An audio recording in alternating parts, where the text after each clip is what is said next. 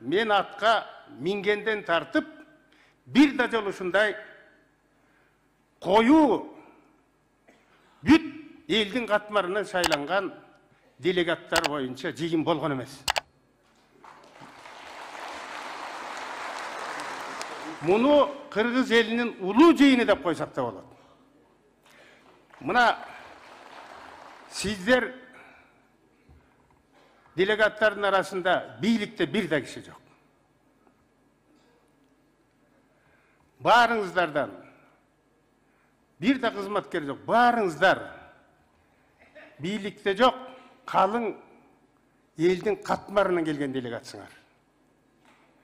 Ошон үчүн мен сиздерден аксакал катары сурап кетем. Бул биринчи курултай. Ушул курултайды Кыргыз эли кызыгып, телевидениеден көрүп, радиодон угуп турат. Биздин кошуналар да көңүл буруп атат. Кыргыздын биринчи курултайы кандай өтөр экен деп.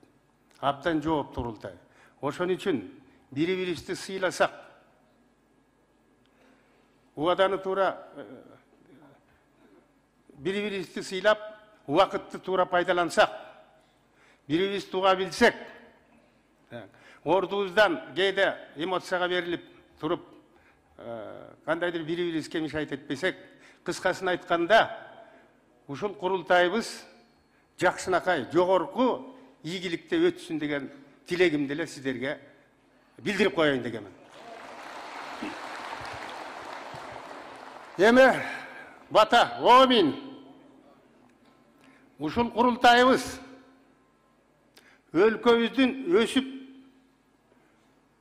өсүшүн, өнүгүшүн,